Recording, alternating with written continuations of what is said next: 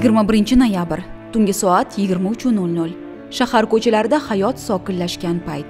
Ammo bu vaqt yo'l xavfsizligini ta'minlash, ko'ngilsiz hodisalarni oldini olish yo'lida xizmat qilayotgan xodimlar uchun mas'uliyatning eng og'ir pallasi. Ana shunday vazifani bajarayotgan katta serjant Vahobjon Mo'minov yuqori tezlikda inspektorlar talabiga bo'ysunmay harakatlanib kelayotgan Onyx rusumli avtomashinani to'xtatish uchun ishora bergan vaqtda haydovchi tezlikni pasaytirib to'xtash o'rniga xodimning hayotini avtomashina g'ildiraklari ostida qoldirdi. Ishdan chiqib, oilasi bilan dam olish uchun turli rejalar, niyatlar qilgan Vahobjon Mo'minov afsuski shifoxonaga yetib bormay joni uzildi. Bir yo'l qotili sababli orzular endi armonga aylandi.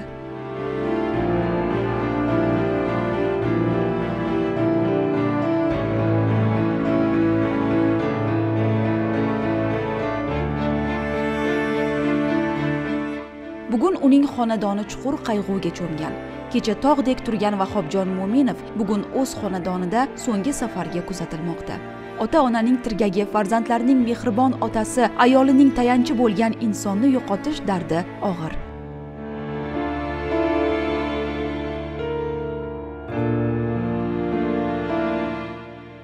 Kecha dadam ishga ketayotganda xayrlashganmiz oxirgi marta. Ko'p suhbatlashardik. Kechgacha ham lekin suhbatlashib turardik. Yaxshi o'qigan qizim derdi. Sen katta shifokor bo'lishing kerak derdilar. Qattiq quchoqlab men sizni yaxshi ko'rardim deb qo'yib yubormasdim. Ketayotir otam fano karvonida. Didor qoldi endi mahshar maydonida. Shu 15-40-50lar chamasida nimaga ketdi ishga? Tunga yo'l patrul xizmat qilaman deb ketdi. Bizlar duolarni olib ketishdi.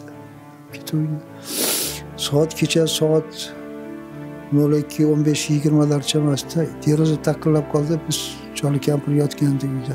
Chiqsam haqida 5 ta ot tomosha turgan ekan, shu ichida Namangan viloyati ichki ishlar boshqarmasi boshlig'i muavini bor ekan.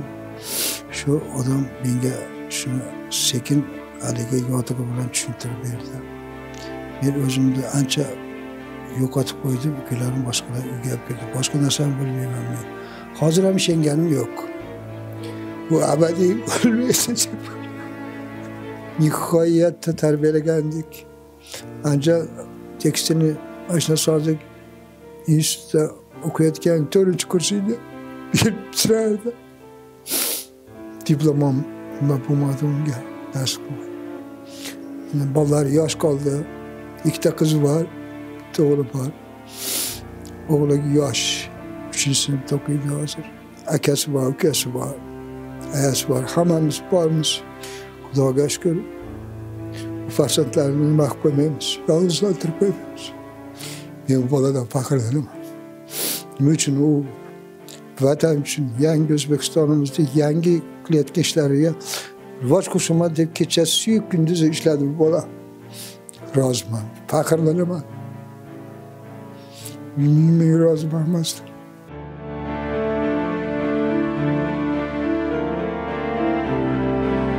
Rul boshqaruviga o'tirgan har bir inson bir soniyalik be'tiborlik, bir xato qadam qanchalar og'ir oqibatlarga olib kelishini o'ylab ko'rsa edi, bugungi qayg'uli voqea balki sodir bo'lmasdi.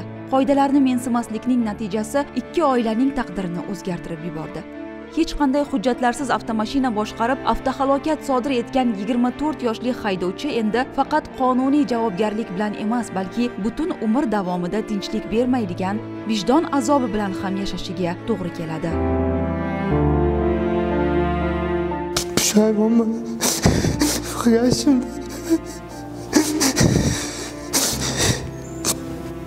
Oila a'zolaridan kechirim so'rab. Farzandlarim kechirim so'rab.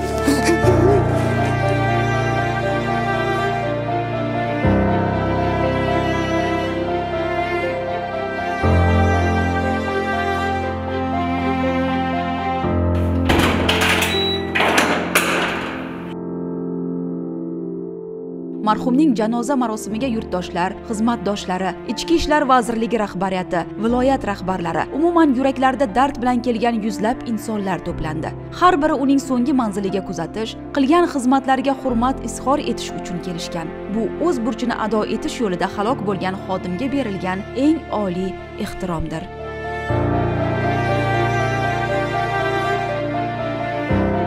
Bilamizki, yelkamizga pagon taqqan har bir xodim vatanning oldida, yurtning oldida, davlatning oldida qasamyod qabul qilamiz. Shu qasamyodda biz so'nggi qonimiz qolguncha vatan ravnaqi uchun ishlashimizni ta'kidlab o'tamiz. Mana bugun shuni guvohi bo'lib o'tiribmizki, Vahobjon mana shu qasamyodiga sadoqatli qoldi. U bir umrda bizni xotiramizda, bizni qalbimizda bo'ladi. Kelajak yosh avlodlarni vatanparvarlik ruhida tarbiyalashda muhim o'rin egallaydi.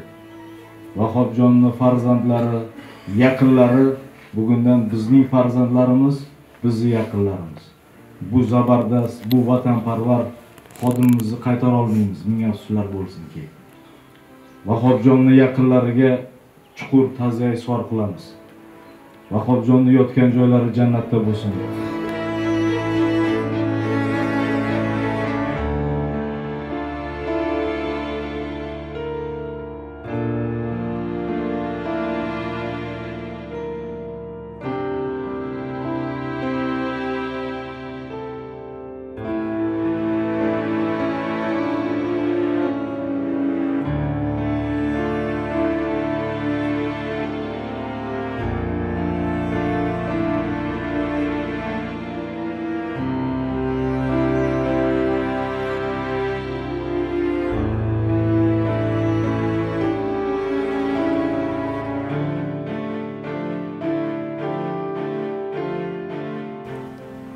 Yelkaga!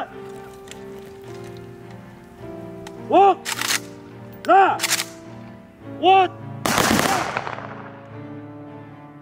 Ot! La! Ot! La! Ot! Ot! Astaga!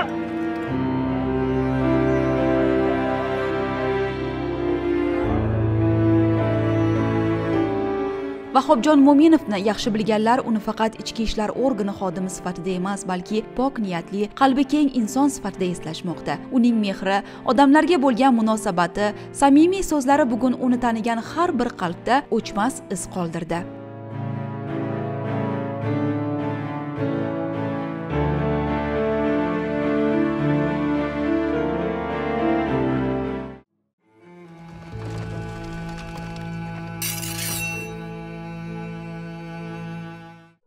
O'zini orzusidagi kasbga erishdi va shu sohada ishladi.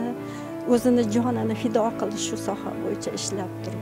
U faqat nafaqat maktabda emas, balki mahallada, qo'ni-qo'shnilar orasida ham, sinfdoshlar, o'rtoqlar orasida ham o'zini o'rniga ega bo'lib, nimaiki ishlar bo'ladigan bo'lsa, o'zini olib qochmasdan joni dili bilan harakat qilib, iloji boricha yordam berishga harakat qilardi. Oilada ham juda yaxshi ota bo'ldi. Mana farzandlarini yaxshi tarbiyaladi, yaxshi joylarda o'qitishga harakat qildi. Farzandlari ham, oila a'zolari ham shu bolalarga shu sharoitlarni yaratishda yordam berishdi ota-onalar. Shu kunda endi shunaqa baxtsiz hodisani qurboni bo'ldi. Vahobjon hali ham o'zimizga kelganimiz yo'q. Bola ayni ishlaydigan davri edi. Kuchini, butun mehnatini, bilimini shu sarflaydigan davrida oramizdan ketib qoldi. Shu bolani hayoti barchamizga o'rnak bo'ldi. Qisqa umr ko'rgan bo'lsa ham o'zidan yaxshi xotiralar qoldirdi, yaxshi izlar qoldirdi, yaxshi taassurotlar qoldirdi. Biz bundan keyin Vahobjon oramizda yo'q bo'lsa ham qalbimizda abadiy shu eslaymiz. Alloh rahmatiga olgan bo'lsin, oila a'zolariga, do'stlariga, yori do'stlariga sabr qanoat tilaymiz.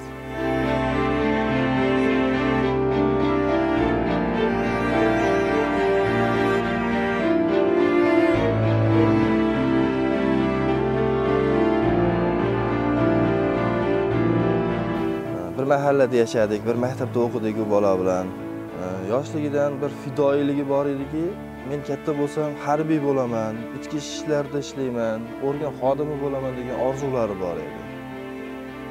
O'zi ham shunga yarasha sport bilan muntazam shug'ullangan, bir so'zlik, or-nomusli yigit bo'lib, oxir-oqibat 2007-yil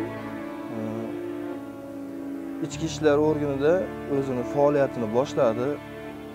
Hayotda chiroyli bir vatanga sadoqat bilan ish boshladi u bola. Yaqin 20 yil ishlagan bo'lsa, asosiy vaqti shu davlat ishi bilan o'tdi. Sinfdoshlar orasida bir hazilkash, matonatli, mard, bir so'zlik, ham tashkilotchi yigit bo'lib, lekin ko'p vaqtlar biz bilan birga bo'la olmasdi ish yuzasidan, lekin shunda ham bir o'zini vaqtini topib, bizdan xabar olib, shunaqa bir ajoyib xarakterlari bor edi.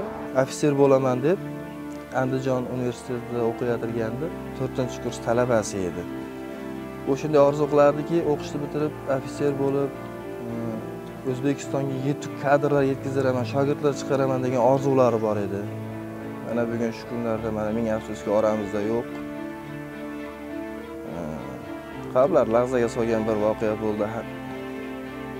Biz ham bu to'g'risida gapirsak, gapimizni topolmay qolyapmiz. Ichki ishlar organlarida vatan uchun sadoqat bilan xizmat qilishga qasamyod qilgan xodim 18 yil qasamiga sodiq turdi. So'nggi nafasini ham yurt tinchligi, xalq osoyishtaligi, yo'llar xavfsizligi uchun fido qildi. Vatan bunday o'g'lonlarni unutmaydi. Yo'l xavfsizligi uchun jonini tikkan Vahobjon Mo'minov nomi hamisha barhayot. Unutilmas qahramonning sha'nli xizmati, pok xotirasi yuraklarda mangu yashaydi.